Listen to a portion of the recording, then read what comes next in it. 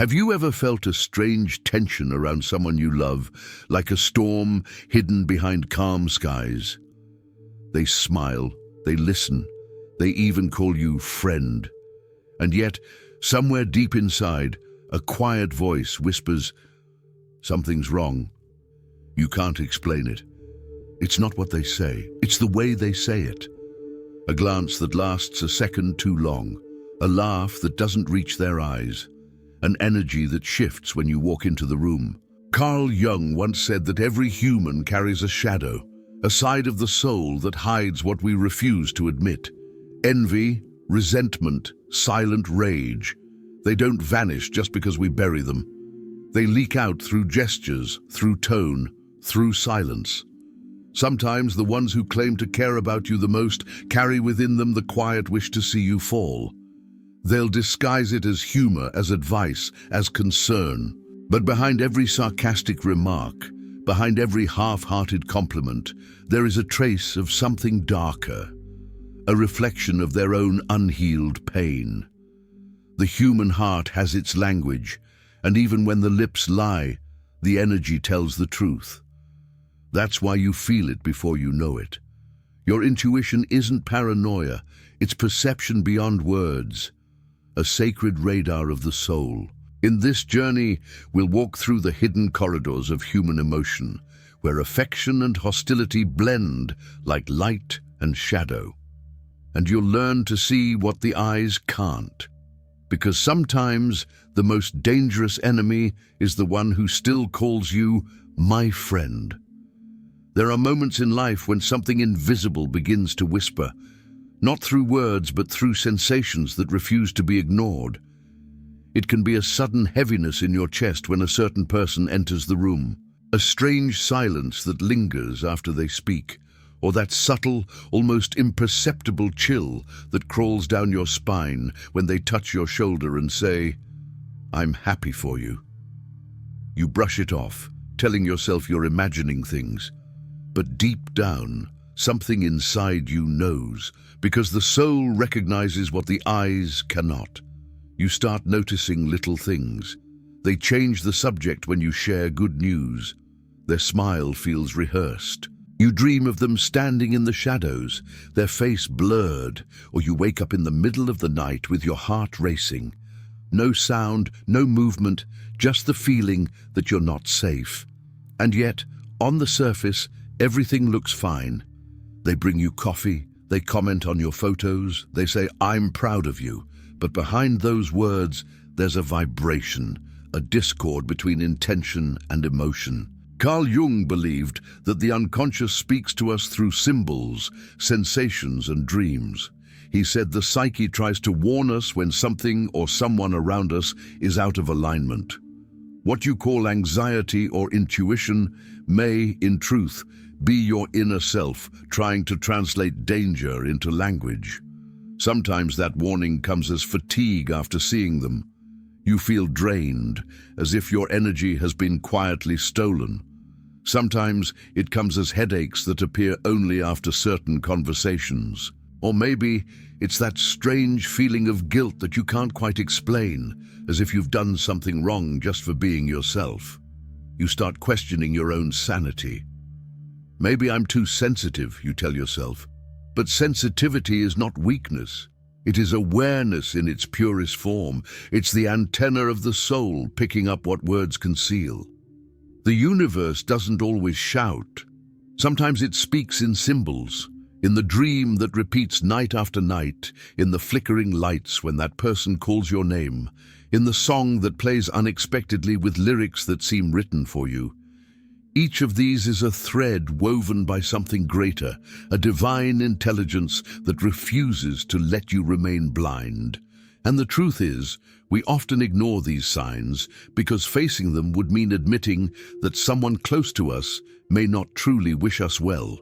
It's easier to call it coincidence, to explain away what we feel in our bones, but energy never lies. The body tightens when the spirit feels unsafe. The voice trembles not from fear, but from recognition. The soul sends messages long before the mind understands. When you start listening, really listening, you'll notice how these messages form patterns, how they repeat until you finally see the truth behind them. Perhaps your dreams aren't random. Perhaps that discomfort isn't all in your head. Perhaps what you've been feeling is your spirit's way of telling you that someone's light around you is not what it pretends to be. And once you start seeing the pattern, you can never unsee it. What if every uneasy silence, every forced smile, every "I was just joking" wasn't harmless at all, but part of something deeper, something the shadow tries to keep hidden? The first great sign that someone secretly harbors darkness toward you is contempt, disguised as irony, the kind that dresses itself in humor but cuts deep into your soul. It's the shadow's favorite mask. Carl Jung once said that everything that irritates us about others can lead us to an understanding of ourselves. But what happens when that irritation is not yours, but theirs, projected, sharpened, and aimed directly at your light? It begins subtly. They mock something precious to you, a dream, a belief, a way of being. They laugh, but the laughter doesn't sound free. It sounds like a blade wrapped in velvet, and when you react, they retreat behind the wall of irony. "Oh, come on, I was just kidding. Don't be so sensitive." That single phrase is a weapon of confusion. It makes you doubt your own perception while giving them the freedom to strike again. Spiritually speaking, this behavior is not random. It is the shadow speaking through the mask of humor. In Jungian psychology, the shadow contains all the parts of ourselves we refuse to see: envy, shame, resentment, inadequacy. When someone mocks you, especially about something sacred to you, they are unconsciously projecting their own wounds. They attack what they secretly wish they could embody. Your authenticity exposes their facade.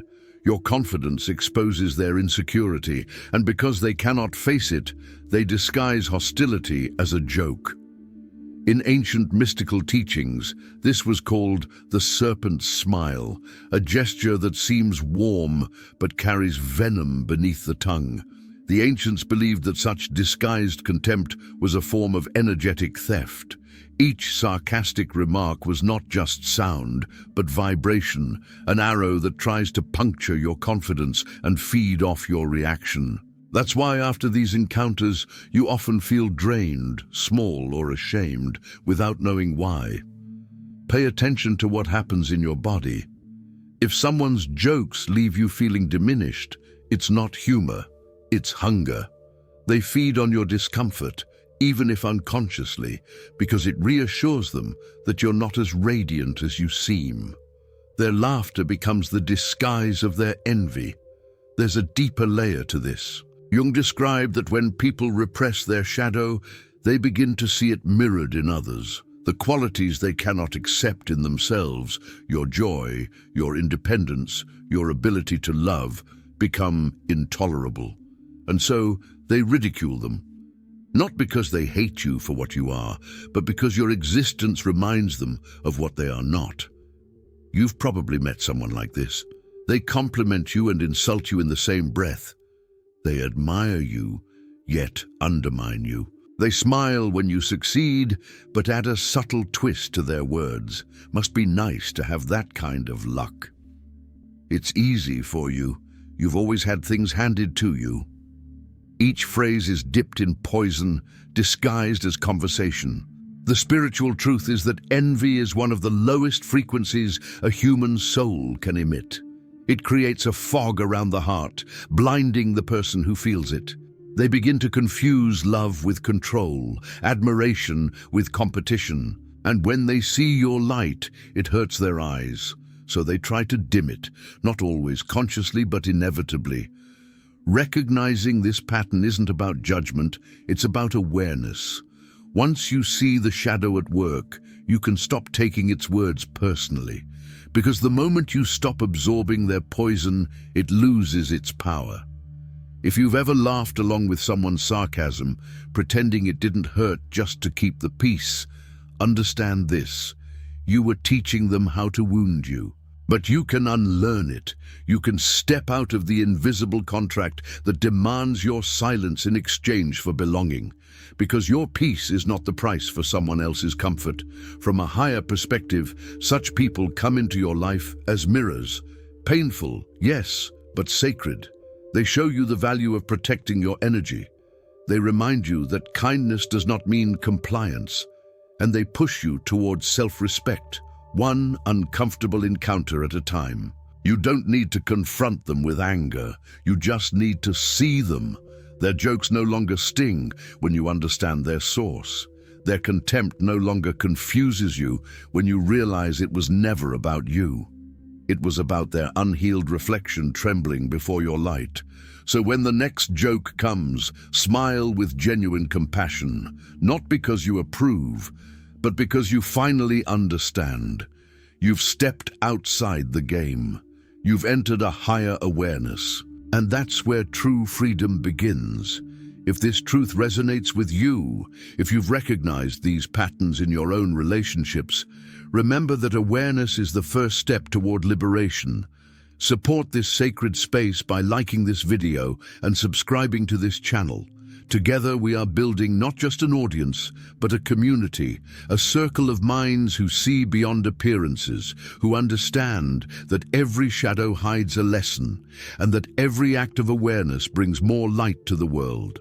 Because the moment you awaken to this first sign, you begin to see the second, and that one doesn't hide behind laughter, it hides behind help. I still remember the first time I felt it. That cold, inexplicable distance behind a warm smile. Her name was Claire. She was the kind of friend everyone admired, charming, generous, always the first to offer help. For years I believed she truly cared. We shared dreams, coffee, late-night talks about faith, love, and purpose. I thought our connection was genuine, the kind that makes you believe that some souls are meant to walk beside you forever. But then, small things began to change. It started with jokes, little ones. She'd laugh about my work, my choices, my strange need to overthink everything. At first I laughed too. After all, that's what friends do, right? They tease, they challenge. But something about her tone began to unsettle me. Her laughter didn't sound light anymore. It carried a weight, like a hidden judgment wrapped in humor. One evening, we were sitting on her balcony. The city lights looked like stars that had fallen to the earth, flickering against the dark. She poured wine, looked at me and said, "You're lucky. Things always work out for you." The way she said lucky felt like an accusation, not admiration. That night, I went home with a strange heaviness in my chest. I couldn't explain it, but I dreamed of her, standing at a distance, her face half in shadow. When I tried to approach, the ground between us began to crack, splitting open like an abyss. I woke up gasping, the sound of breaking glass still echoing in my ears. I brushed it off as stress, but then came the accidents. She'd forget to tell me about important meetings. She'd misplace things I'd given her. When she even shared something deeply personal I trusted her with, as a funny story at a dinner party. Everyone laughed. I smiled, pretending it didn't matter. But inside, something broke. That was when I started noticing the patterns Jung spoke of, the shadow in motion. She was kind when she needed to be seen as kind, supportive when others were watching, but when it was just us, her eyes hardened. I could feel her energy shift. I would leave her presence feeling smaller, emptier, uncertain of who I was. The worst part wasn't her words. It was the confusion. You begin to question yourself. Maybe I'm too sensitive. Maybe she's just going through something. But deep down, your spirit knows. There's a reason your body tenses, why your breath shortens when their name lights up your phone. The soul recognizes danger long before the mind can admit it. One day, something changed. I'd just shared a huge milestone. A project I had worked on for months had finally succeeded. She smiled, but her eyes didn't. She said, "That's great. I just hope it lasts." And in that moment, I saw it.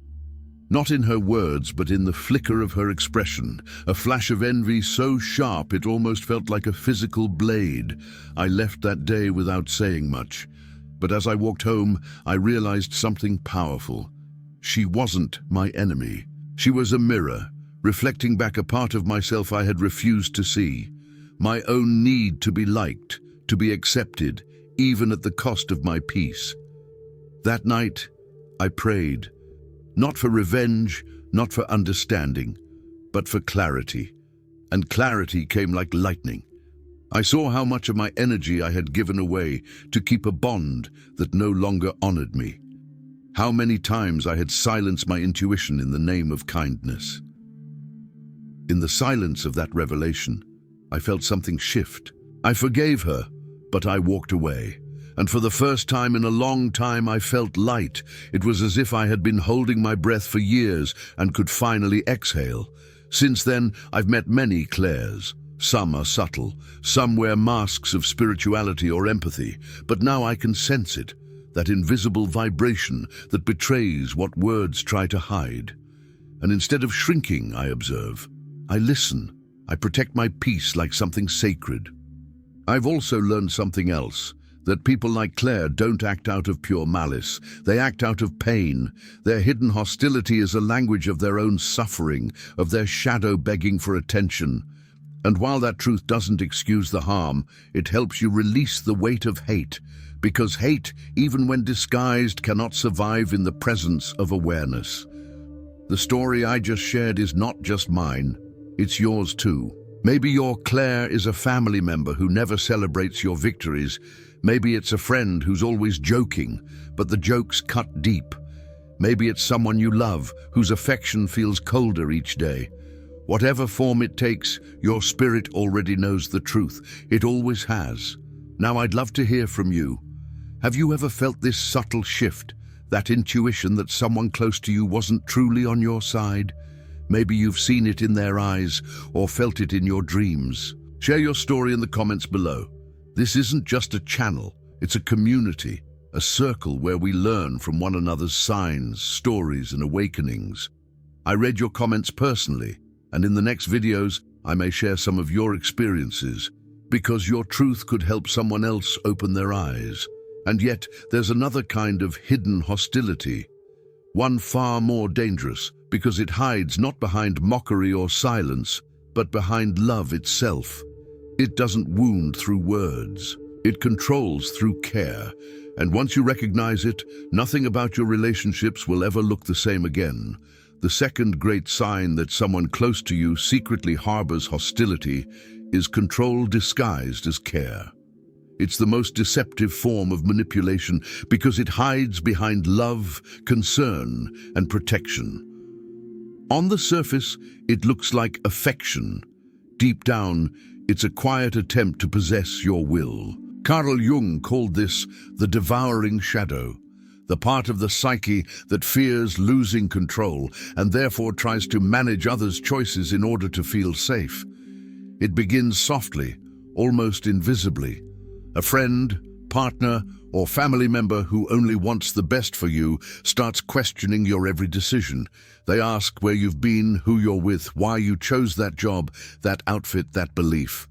At first, it feels like care, someone watching over you, guiding you. But slowly, you start noticing that their advice leaves you more anxious, not more peaceful. That's the key difference between love and control. Love empowers. Control weakens. When someone truly loves you, you feel more alive, more grounded, more capable. When someone secretly resents you, their care becomes a chain. They frame their doubts as protection. I just don't want you to get hurt. You're too trusting. I'm only being realistic. Are you sure that's a good idea? Those words sound harmless, but energy doesn't lie. If you feel smaller after being around them, if you start second-guessing your intuition, that's not love. That's manipulation cloaked in kindness. Spiritually, this kind of hidden control is an attempt to drain your sovereignty, the sacred right to guide your own life. And when you give in, even in small ways, you begin to lose your inner compass. Your decisions no longer come from your heart, but from fear. Fear of disappointing, fear of conflict, fear of being alone. This is how energy theft works on a spiritual level. It's not always dramatic. It's subtle, emotional, psychological. The person projecting control doesn't even realize they're doing it. They mistake their need for certainty as love. But Jung warned that when someone hasn't faced their own chaos, they'll try to organize yours. They'll build their sense of order through your obedience. So how do you recognize this in your life? It's simple. Pay attention to how you feel after every interaction. Your soul knows the difference between love and control long before your mind can explain it. If after talking to someone you feel heavy, doubtful, or drained, take a moment to ask yourself, was that advice given to strengthen me or to keep me small? This single question can change everything. Now let's go deeper, because awareness without action is incomplete. Here is a spiritual technique inspired by Jung's teachings and ancient mindfulness practices that you can apply immediately to protect your energy and reclaim your clarity. The mirror technique. Whenever someone gives you advice or tries to control your choices, don't react. Instead, imagine a clear mirror standing between you and them. This mirror reflects their emotions, but it does not absorb them. As they speak, silently repeat in your mind, I return your energy to you with love. What belongs to you stays with you. What belongs to me remains mine. Breathe deeply as you visualize their words bouncing off the mirror and dissolving into light. You're not fighting their control. You're refusing to host it. This practice breaks the invisible thread of dependency that manipulators feed on. You'll notice that after doing this, the tension in your body begins to ease. Your chest opens, your thoughts clear, and your intuition and that quiet divine voice returns. Another simple way to apply this awareness is through energy journaling. At the end of each day, write down the moments that made you feel small, guilty, or uncertain. Then next to each one, ask yourself, was this truly love or fear disguised as love?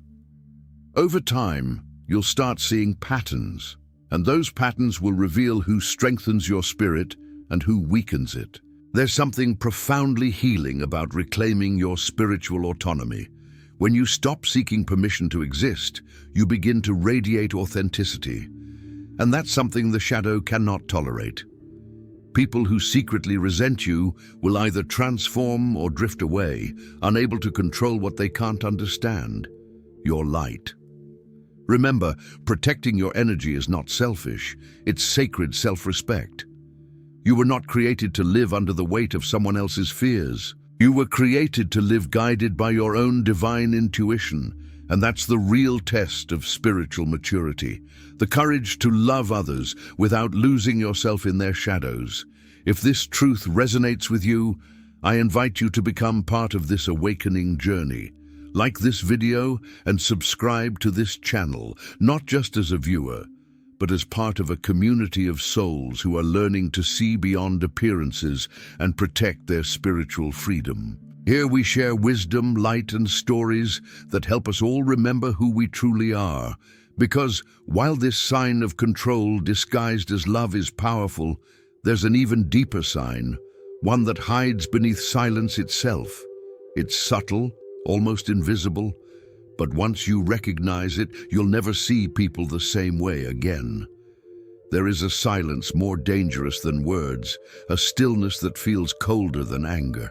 It's the quiet that comes when someone's heart has already turned against you, but their mouth still speaks the language of love. This is the third and deepest sign, the one that almost no one recognizes until it's too late. It's not in sarcasm or control. It's in absence, the kind that you can't explain, yet you feel like an ache in your chest. Carl Jung called this phenomenon the death of resonance. It happens when the emotional connection between two souls breaks, but the social mask remains. They still smile, still say the right words, but their spirit no longer vibrates with yours, and even if you don't have proof, your soul feels it like a candle flickering before the wind, a light that once danced joyfully, now trembling in uncertainty. You sense it in the pauses between sentences, in the way their eyes no longer hold you when you speak, in the way they seem present, but their essence is elsewhere. They are with you, but not for you. Their heart has already closed the door, quietly, while you were still talking. At first you blame yourself. You wonder what you did wrong. You try to speak louder, love harder, give more. But nothing breaks the glass wall that now separates your souls. Because you're not fighting misunderstanding, you're fighting spiritual disconnection. And here lies the secret that few have the courage to accept. Energy never lies, even when words do. Ancient Christian mystics believed that love carries a divine frequency, a resonance that can't be faked because it's made of truth. When that resonance disappears, it's not your fault. It's simply that the spiritual contract between you and that person has reached its sacred expiration. Sometimes God allows this disconnect as protection, because if you could hear the thoughts they hide behind silence, your heart would break before its time. So the universe mutes their energy first. A silent mercy, a gentle warning. You might notice it in dreams first. You're talking to them, but their face fades. You reach for them, but your hand passes through air. That's not imagination. It's your subconscious showing you that what once connected you has dissolved. The ancient texts say that when love is genuine, it moves in spirals, not lines, forever expanding, never collapsing. But when the energy becomes false, it begins to spiral inward until it implodes. That implosion is what you feel as anxiety, confusion, or fatigue. You may not see betrayal. You may never hear cruel words, but the soul always knows when it is no longer welcome. And that knowing, that unbearable clarity, is not a curse, it's grace, because it calls you back to yourself. It invites you to stop chasing echoes and return to your own vibration. It's the universe whispering, don't beg for what has already left you. Stand in your light and let the shadows fall away. I know this message might pierce deeply. It did for me when I first lived it, but it's also where true awakening begins, when you stop mistaking stillness for peace and start hearing what silence is really saying. If these words are reaching you right now, it's not by accident. This channel exists for souls like yours, seekers who feel deeply, who sense truth beyond appearances. I create these videos not for profit, but out of pure passion, to remind us all that awareness is the first step toward freedom. If you want to help this mission grow, please like this video and subscribe to this channel. Every single gesture of support strengthens our community, a circle of awakening souls helping one another remember. Because there is one more truth you must hear, a final revelation that ties all of this together. The subtle signs, the false care, the silent hostility, they all point to something even greater. It's the moment when the darkness you've seen in others turns inward, and you realize that the shadow you feared in them has been waiting for you to face it within yourself. And when that moment arrives, everything changes. In the end, every hidden sign, every uneasy silence, and every disguised smile was never meant to destroy you.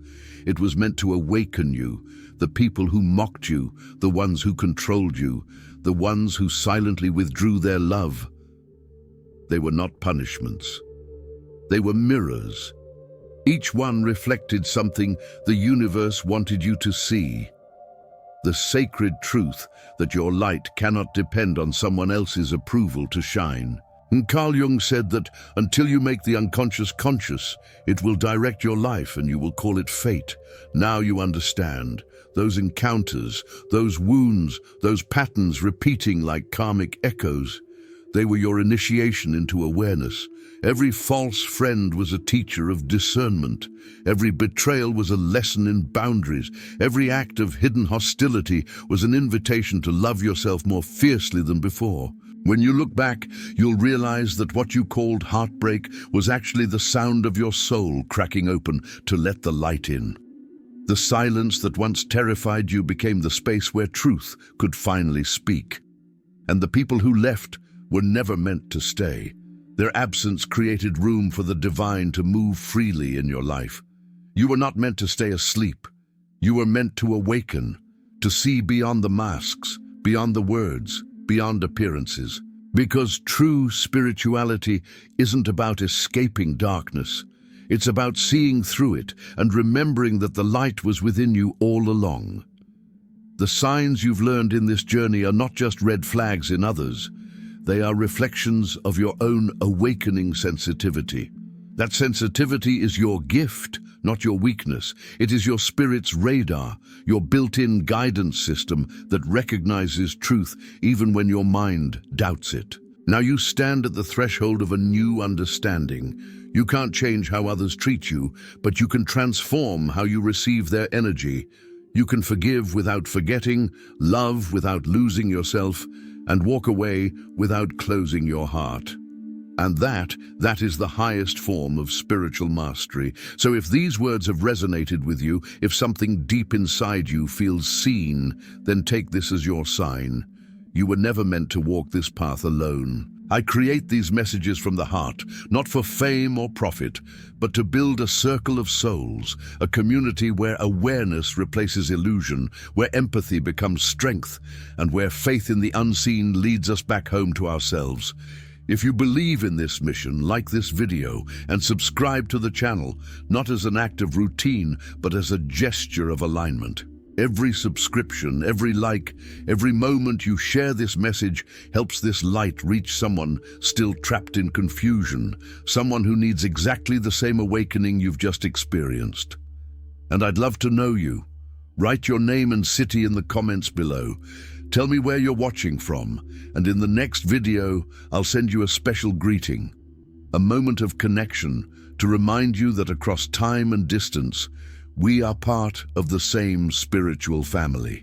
You are seen, you are guided, you are protected, and even the pain that once broke you was part of your preparation for this awakening, for this moment of remembering who you truly are. Because when your eyes finally open to the truth of energy, you stop fearing the shadows and begin to walk among them as the light itself, and somewhere deep inside you already know, this is not the end of your journey. It's the beginning of the one your soul has been waiting for.